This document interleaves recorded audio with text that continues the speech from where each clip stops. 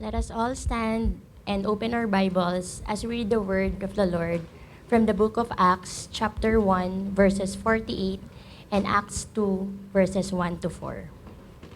And while staying with them, he ordered them not to depart from Jerusalem, but to wait for the promise of the Father, which he said, "You heard from me, for John baptized the water, but you will be baptized with the Holy Spirit not many days from now." So when they had come together, they asked him, "Lord, will you at this time restore the kingdom to Israel?"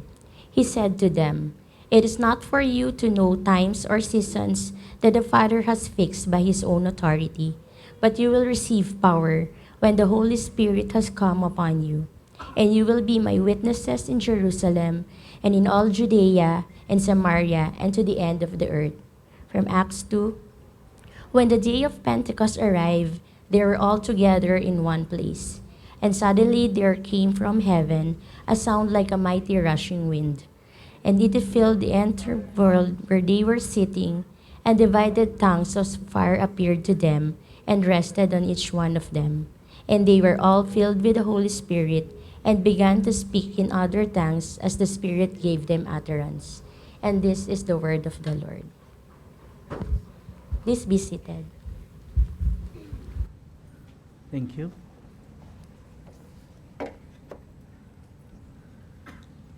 Good afternoon, everyone. I'm Pastor JR. I'm one of the pastors here. I'm quite under the weather po, so I hope you understand pagka from time to time ako po ay tatalikod para lang makaiwas. Sino ho dito meron pang chair sa tabi nyo na bakante? Meron pa hong bakante dito? Ayan, meron pa hong bakante. You may take your seats. No? Baka humapagod kayo kasi 3 oras po ako magpipreach. So, sige po. Meron pa dito. Ayan. Ayan. Ayan, ayan, ayan. Ayan, meron pa pong 2. Okay, 150 lang po. 150 lang pamasahe. Ayan. Alright.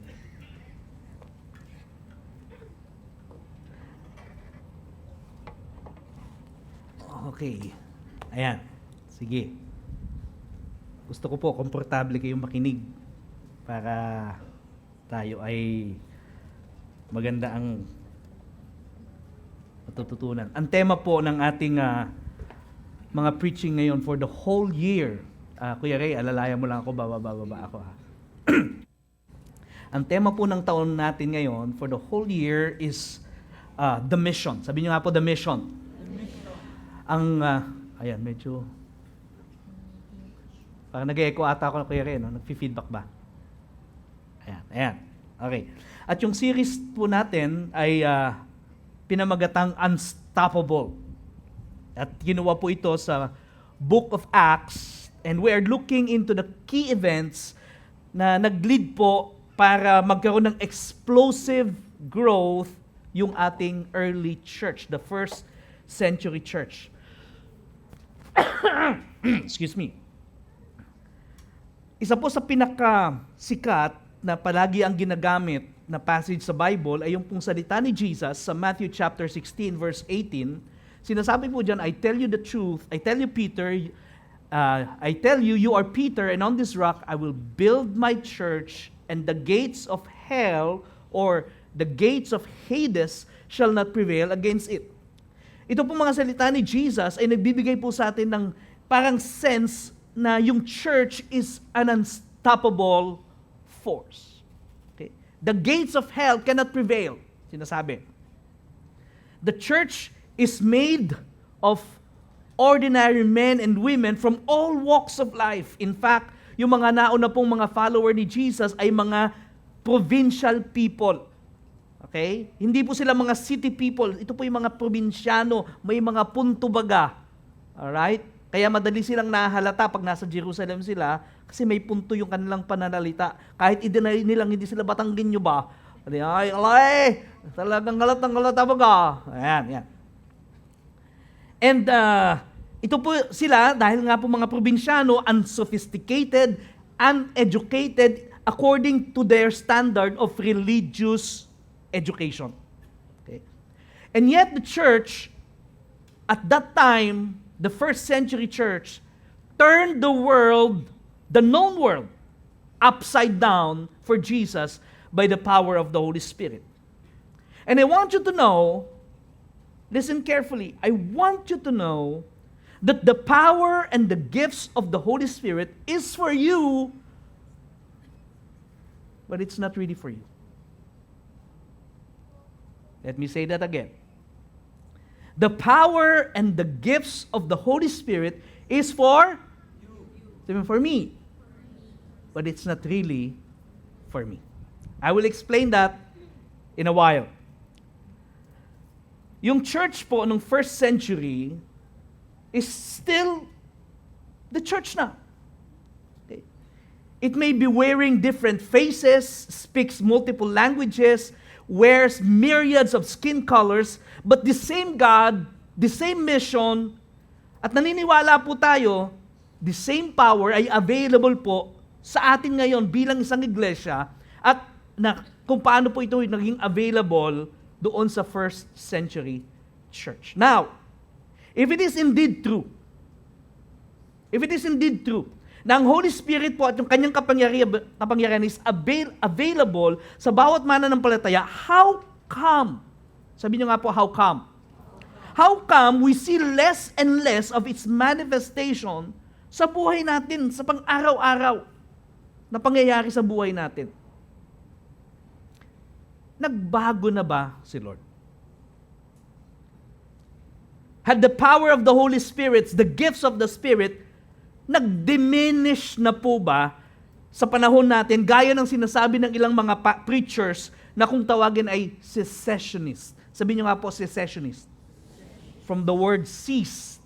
Naniniwala silang huminto na ang pagkilos o yung mga gifts ng Holy Spirit sa panahon natin. Are we left on our own to fend for ourselves habang inuutusan naman tayo ni Lord na i-advance yung kingdom niya sa mundong ito? If not, then, why? Why are we seeing less and less and less and less and less of His power in our world? At least sa mundong ginagalawan natin. Well, I have good news and I have bad news for you today. I want you to know na ang banal na Espiritu po ay kumikilos pa rin so powerfully sa ating pong panahon. That's the good news. He may not necessarily be moving strongly as He should kung nasaan tayo, specifically sa Parañaque. No? Yung iba sa inyo, taga Barangay San Antonio, katulad ko. Yung iba, taga San Valley, San Isidro, La Huerta. Okay? Maring hindi yun, parang di ko nararamdaman yung kilos ng Holy Spirit sa Parañaque. No? Mas madalas kasi baha, mas madalas traffic, di ba? Sunog, ang daming footbridge, walang gumagamit.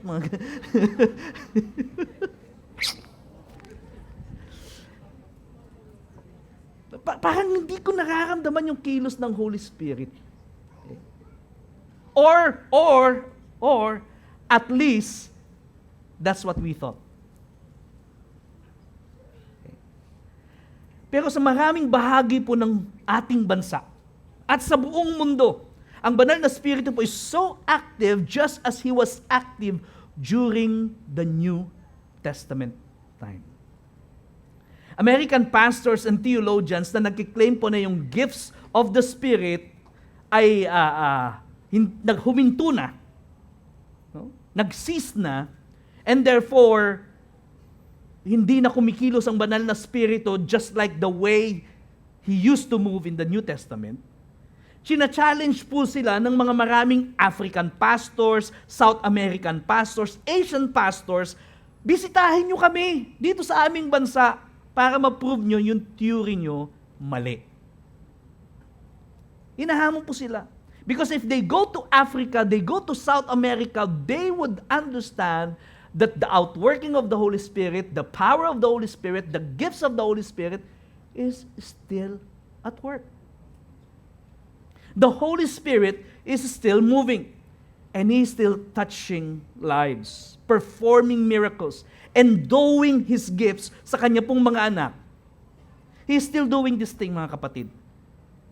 Si Craig Keener po, sa kanyang libro, Miracles Today, ito po yung require sa amin na reading before, he chronicles some of the most remarkable works of the Spirit sa buong mundo po sa atin pong modern times.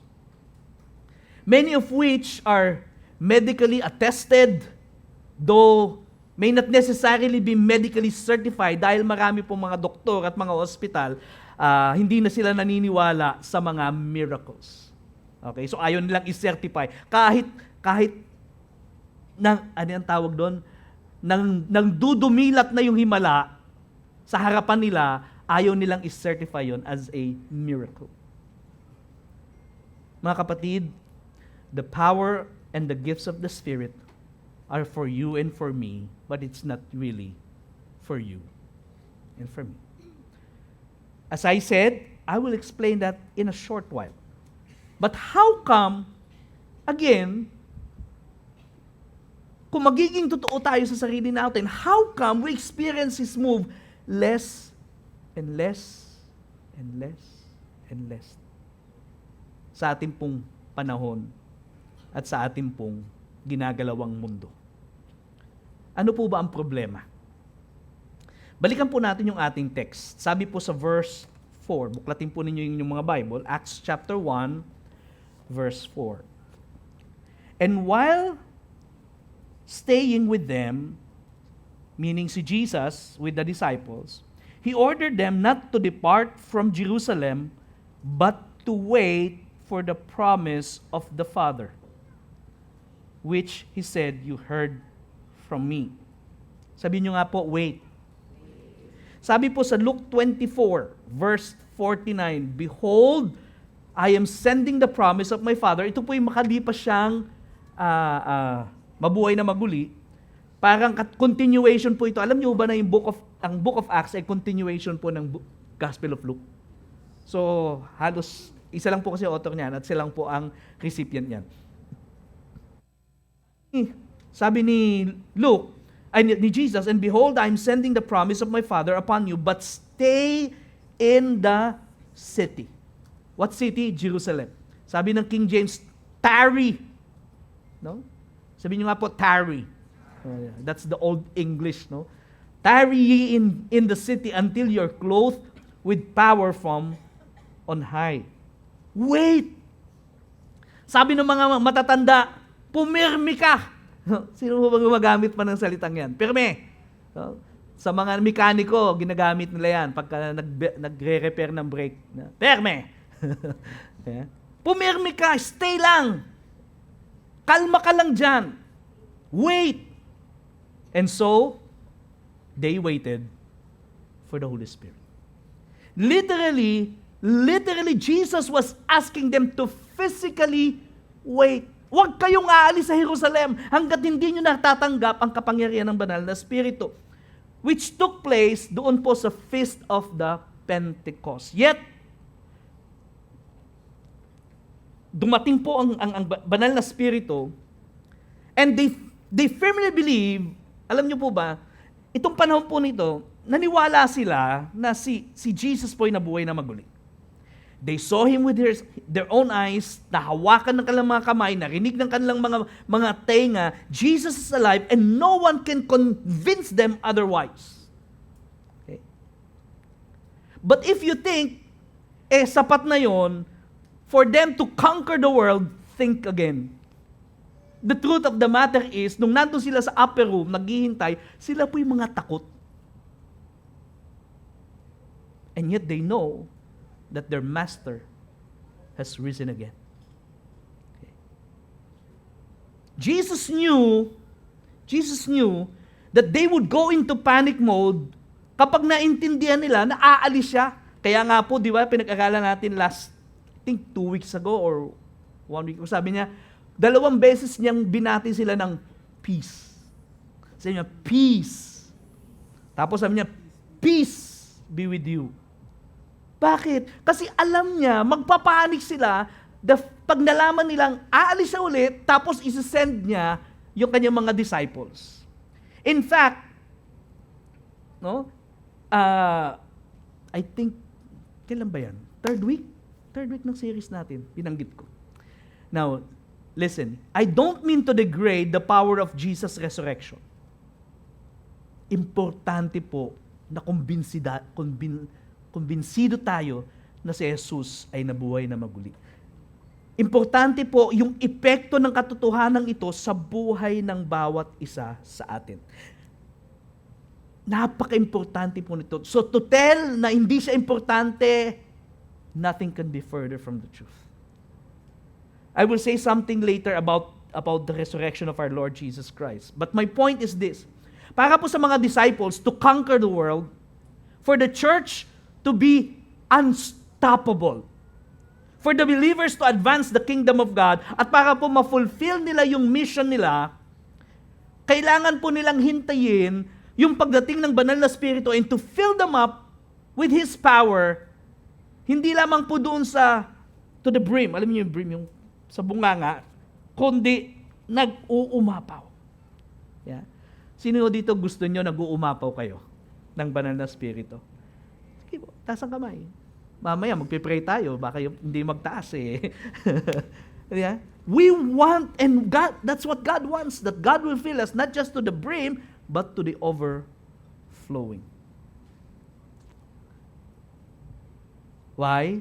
Because the power and the gifts of the Spirit are for you and for me, but it's not really for you and for me. Sabi ni Lord, wait for the Spirit, and so they waited. I think the problem with us today is that we no longer wait for the Holy Spirit. Yung mga disciples po, literally, they waited for the Holy Spirit, but we are expected, okay, to be in step with the Holy Spirit. Yun pang expectation sa atin. Unlike noon, talagang literally, naghihintay sila, Holy Spirit, nasan ka na? Sa atin pang expectation is that the meaning of waiting upon the Holy Spirit is we are in step. Okay? Hindi natin pinangungunahan yung banal na Espiritu. Bago tayo kumilos, hinahayaan nating maggabayan niya tayo. We have to learn to acknowledge the Holy Spirit as we fulfill the mission of God and as we live our daily lives. Then we can experience ang kapangyarihan niya.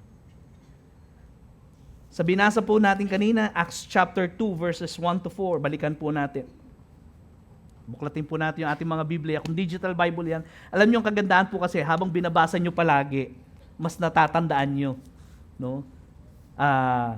Kaya ako in-encourage po kayong buklatin ang inyong mga Biblia. Kahit digital Bible pwede na. Kasi mas tatalima po yan, mas titimo po sa ating mga isip at puso. Acts chapter 2, verses 1 to 4. When the day of Pentecost arrived, they were all together in one place, and suddenly, say suddenly. Suddenly there came from heaven a sound like a mighty rushing wind, and it filled the entire house where they were sitting, and divided tongues as of fire appeared to them and rested on each one of them. And they were all filled with the Holy Spirit and began to speak in other tongues as the Spirit gave them utterance. Nung dumating po yung Holy Spirit, He filled them with His power and His gifts, starting po with the gifts of tongue, o gift of tongue, o yung ability po to speak in other language na hindi naman nila inaral at hindi rin nila naiintindihan. Okay? Dati po kasi yung iba, nung lalo yung mga early years, no, mga panahon ko, kapag ka meron pong naka-receive ng gift of tongues, yung ibang mga kabataan, pinapakinggang mabuti, tapos gagayahin. Hindi po ganon. No? Hindi po yun inaaral. Alright? Yan po ay kusang dumarating sa inyo as the Holy Spirit allows you to. Now, yung iba, sinasabi, hindi naman ako nag-speak in tongues kasi ayaw mo ngang ibuka yung bibig mo. Usually po doon sa Victory Weekend, pagka may Victory Weekend po tayo, ngayon Victory Day na tinatawag natin, Pag nagbabaptism of the Holy Spirit, sinasabi namin you open your mouth so that God will give you the words or the tongues or the language. Yung iba, nakatunganga lang. Hindi naman ako nag-speak in tongues. Paano ka mag-speak in tongues? You did not open your mouth. Okay? You have to open your mouth. And so, these disciples they were filled with the Holy Spirit. Thank you.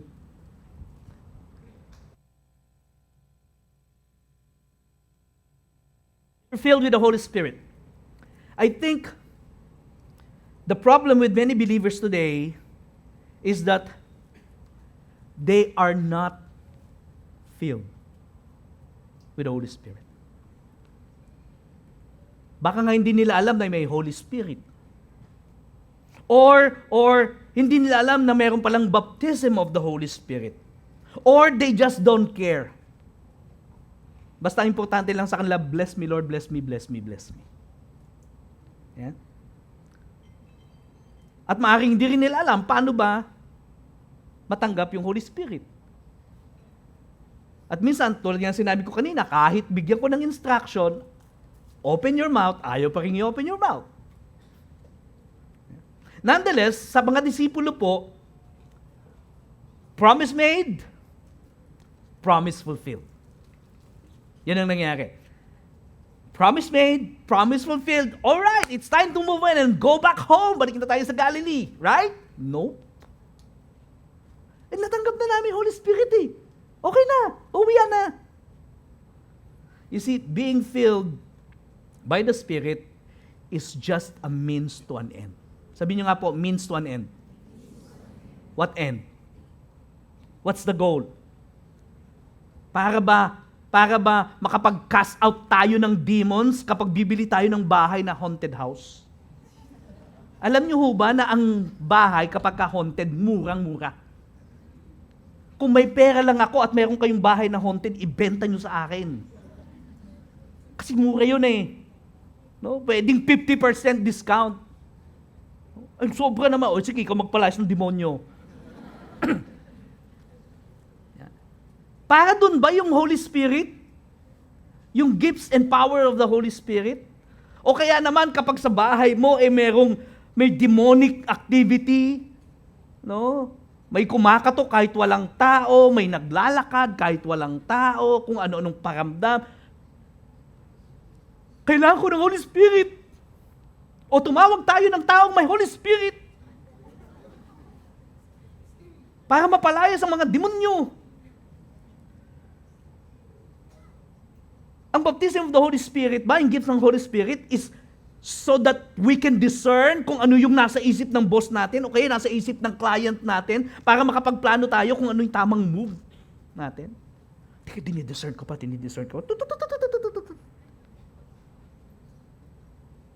Ang gifts of the Holy Spirit ba ay para magkaroon tayo ng gift of the word of wisdom o word of knowledge para alam natin i-guide yung mga tao sa kanilang mga desisyon sa pang-araw-araw? Is that what the power and the gifts of the Spirit for? Ito po ba'y para sa personal consumption and personal benefit lang natin?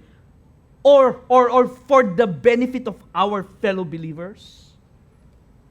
Para dun ba yun? Para dun ba yung power? Yung gifts? Tatanungin ko po kayo, sino dito gusto nyo ng gifts of the Spirit? Lord, yung sino po ang gusto? It's a promise. It's for you actually. But the thing is, do we know para saan yun? Let's review our text. Balikan po natin ang Acts chapter 1, verse 8.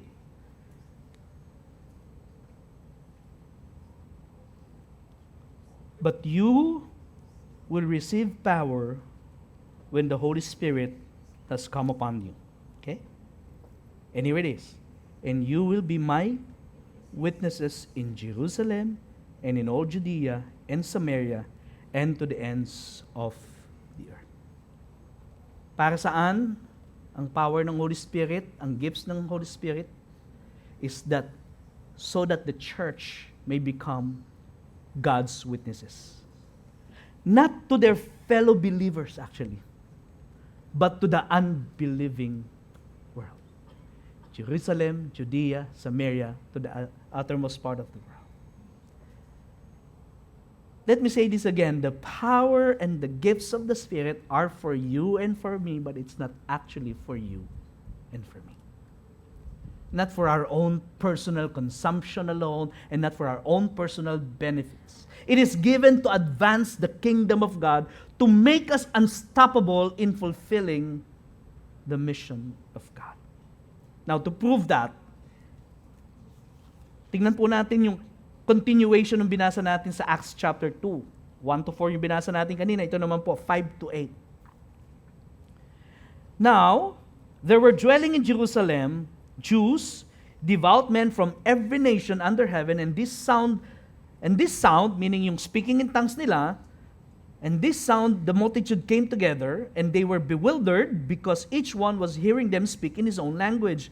And they were amazed and astonished, saying, "Are not all these who are speaking Galileans?"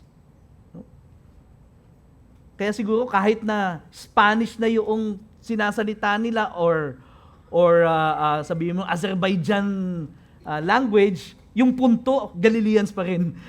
Kaya alam natin mga Galileans itong mga to. Verse 8, "And how is it that we hear each of us in his own native language?" And then, if we continue on reading, the next thing we know, Peter, together with the 11 apostles, was preaching to this group of people in the power of the Holy Spirit. Yung mga disipulo po na ito na dating takot na takot, nagtatago doon sa upper room because they were left alone by their master, has found a new courage to preach. Okay?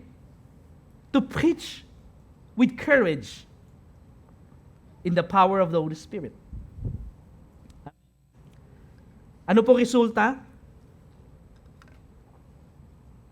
Chapter 2 verse 40. Puntahan po natin verse 40. "And with many other words," ito na po, tuloy-tuloy yung storya na to, "and with many other words, he bore witness and continued to exhort them, saying, 'Save yourselves from this crooked generation.' So those, excuse me, those who received his word were baptized, and were added to that day about 3,000 souls." Isang preaching ni Peter, 3,000 kagad ang nasave. Ako baka 300 na yung preaching ko. Wala pang 30 masave. No? If I will just move in my own capacity. But you see Peter, supernaturally, unstoppable power. Kahit na alam na sila yung mga probinsyano, mga Galileans, at itong mga to, mga Greek-speaking Jews, from Rome, from very sophisticated country, they were convicted by the Holy Spirit. 3,000 of them were saved. So, anong ginawa ng mga disciples? They moved with the Holy Spirit. They move with the Spirit in accordance to the intended plan ni God. And ano yun? To become witnesses for God. To proclaim His Word, i-advance yung kingdom ni God, and not for personal benefits or consumption. As I've said, at paulit-ulit kong sinasabi, the power of the Holy Spirit are for you and for me, but not really for you and for me. It is for you and for me to ask, and it is for us to be given. No? Para sa atin po, ibibigay po sa atin yun.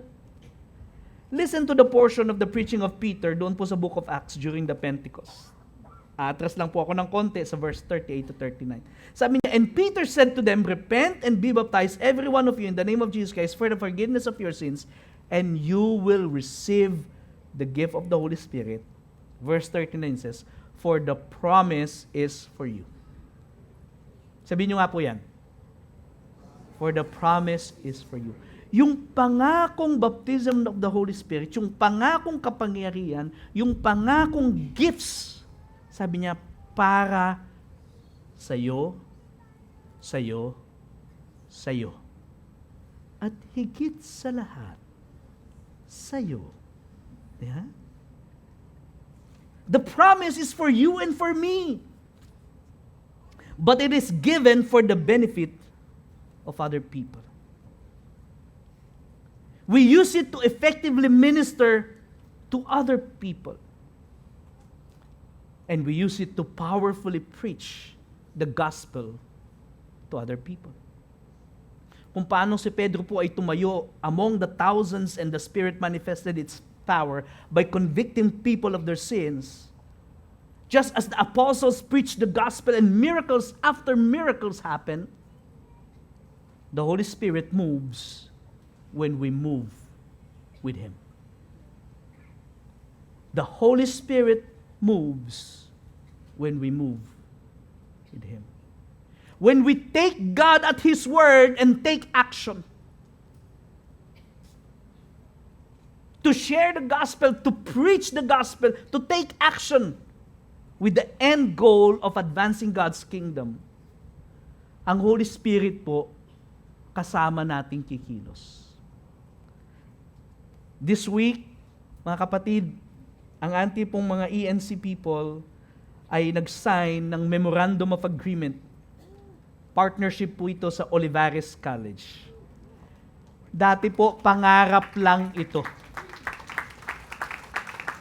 Panalangin lang po ito. What was once a dead end has become a doorway for us. We kept on praying, we kept on believing. Yung ating pong mga campus missionaries, they kept on pushing, and then the Holy Spirit moved. It used to be na hindi po tayo welcome sa Olivares. Hindi po tayo makapasok. But now, with open arms, welcome po nila tayo. And this year, we are believing for more harvest as we set foot on the campus and one foot in the community.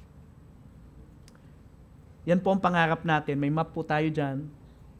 Gusto natin kasi na yung isang paa natin nakatapak sa campus where we minister to the future generation. 10 foot naman po nasa community, to the 16 barangays of Parañaque. Mamaya po i-request namin kayo. Gusto po naming makita talaga yung picture ng ating church. Nasaan ba yung mga tao natin? Because we want to know how we can really penetrate not only the campus but the community. Bibigyan po namin kayo ng sticker mamaya. Ayan. So, kung kayo po ay nag-aaral sa mga eskwelahan na yan, estudyante kayo, okay, diyan kayo nagtapos. Okay? Or sa barangay, no, diyan kayo nakatira, ilagay nyo lang, huwag nyo lang pong takpan yung pangalan. Ano? Kasi yung iba tinakpan kanina, hindi na mabasa. So, idikit nyo lang po, or diyan kayo nagtatrabaho sa area na yan so that we would know where you are in Parañaque. Now, kung kayo naman po yung taga Las Piñas, no, taga Bacoor, Las Piñas, no, ang tawag nila Baklas, no, Bacoor, Las Piñas. Kayo taga Baklas, ilagay nyo lang po kung saan banda yon yung sa periphery. No? Saan bang Las Piñas? Ayan, Las Piñas. Idikit nyo lang po. No? Tapos may QR code din po tayo dyan para kung gusto nyong mai-register kung nasaan talaga kayo. Alright?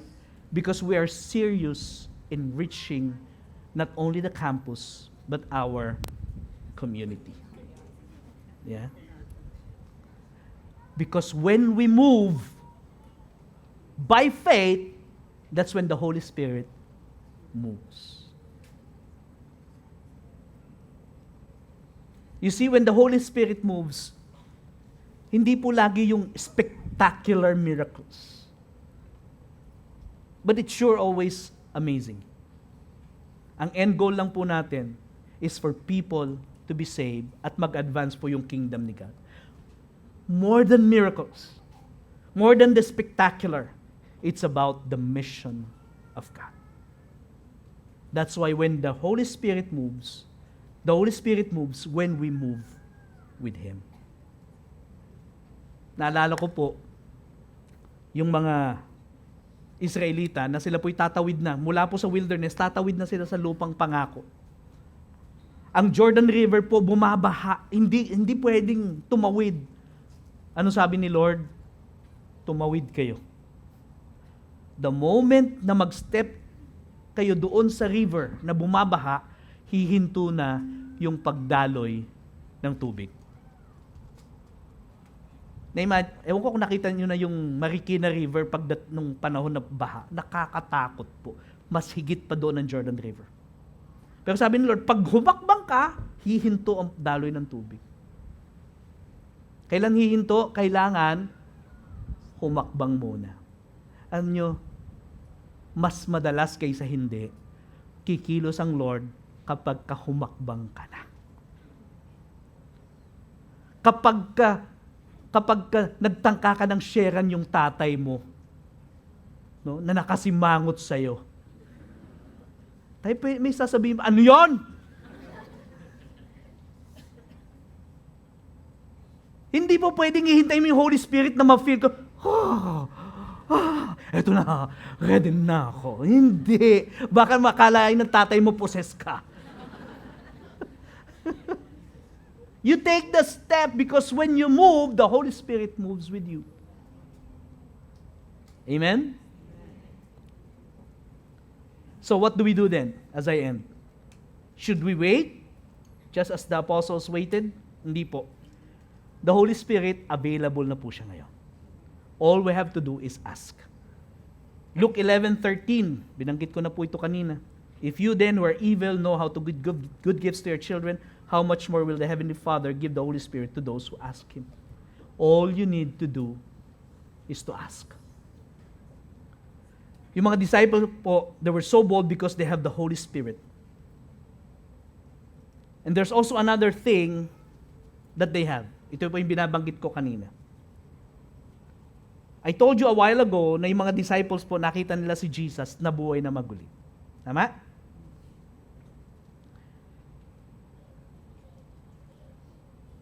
Narinig nila, nahawakan nila, nakita nila. They knew He's alive and no one can make them believe otherwise. And you know what? They were willing to die for this truth because they experienced the resurrected Jesus.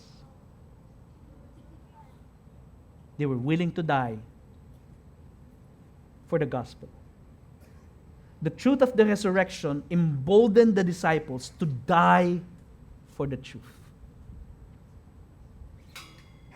Yet it is the power of the Holy Spirit that enabled them to preach the truth.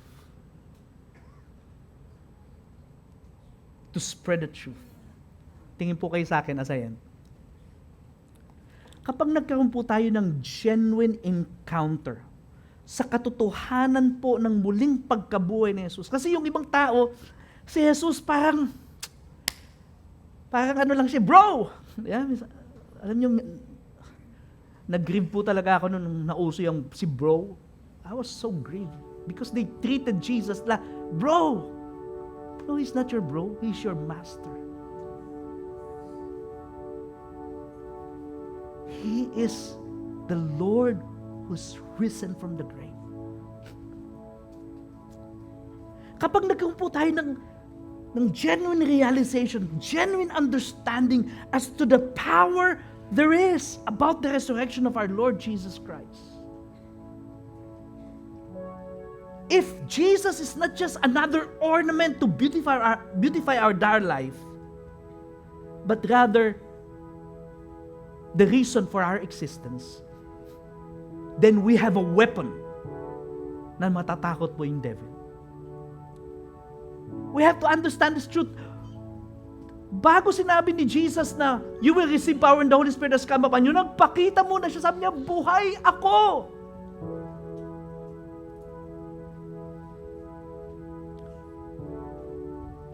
And I want you to have that encounter, that realization, buhay ang ating Panginoon. He is alive.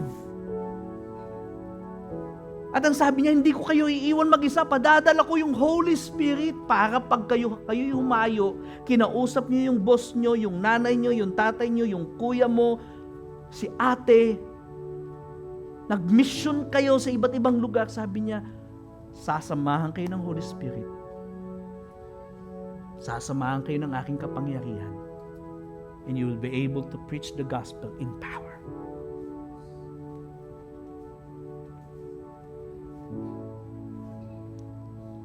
At pag nangyari yun, pag nag-step forward tayo, we step in faith, anong gagawin ni Lord? Yung effort po natin, kahit minsan minuscule lang, parang, alam niyo yung parang, Lord, ito lang talaga kaya ko eh.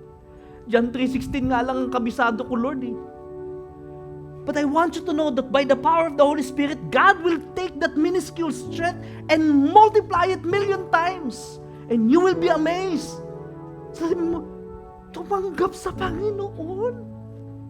John 3:16 lang yung sinabi ko eh. Seek ye first the kingdom of God. Mali pa.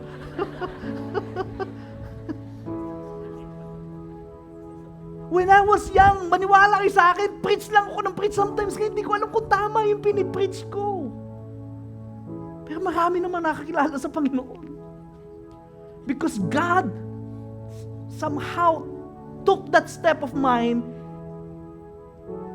and multiply it with His power. Amen? The gifts is not for you. It's for the advancement of God's kingdom.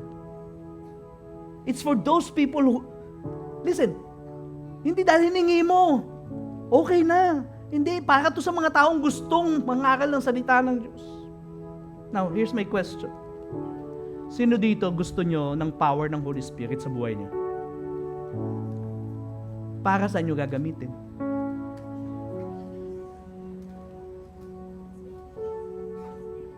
Nawala na yung mga nakataas ng kamay, oh? Ulitin ko ang tanong. Sino dito? Wag kayo, tinitingnan kayo ni Lord. Sino dito gusto nyo ng kapangyarihan ng banal na Espiritu? Huwag nyo ibababa. Tanong, saan nyo gagamitin? Pag binigyan kayo ni Lord ng gift of healing,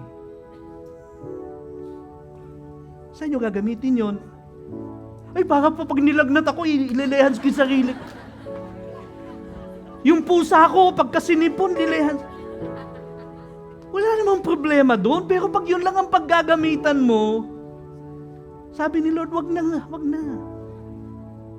But if you're going to use that power to advance my kingdom, to fulfill the mission that I have for you, then by all means, I will empower you. Amen? Let's all stand up.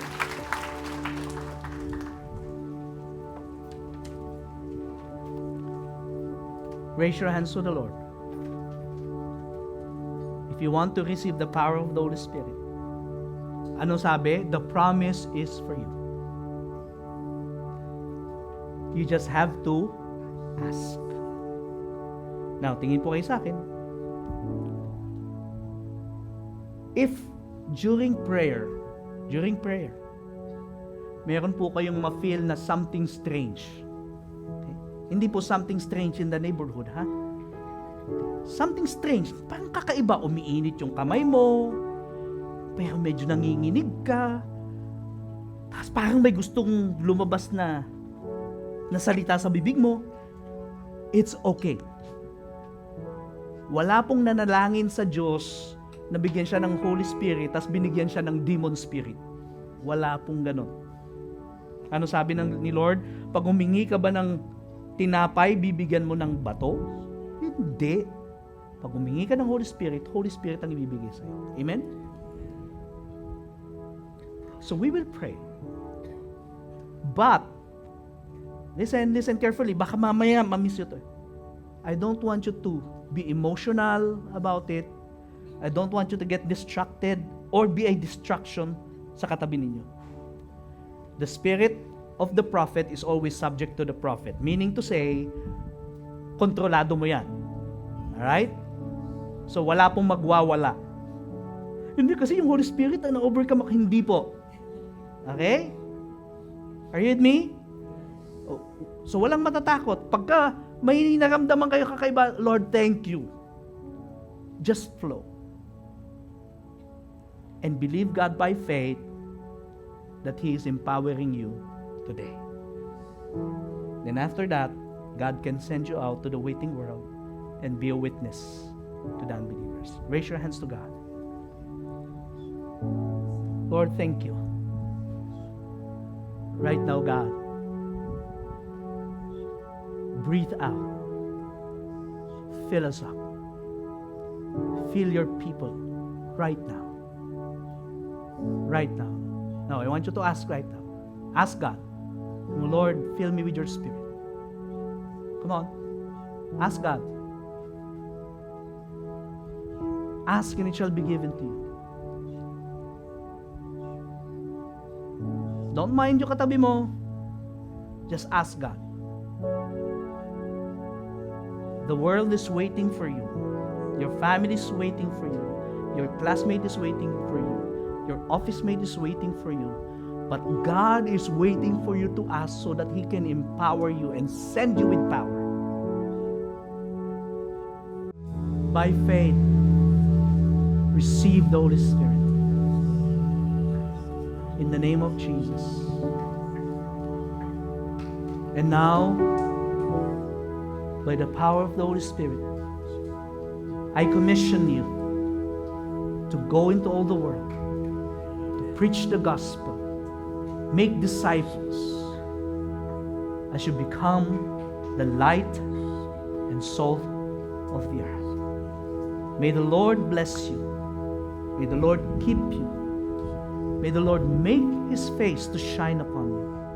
May the Lord be gracious to you. May the Lord turn His face towards you and use you as His mouthpiece to preach the gospel and to show forth His glory to the waiting world. In Jesus' name, amen and amen.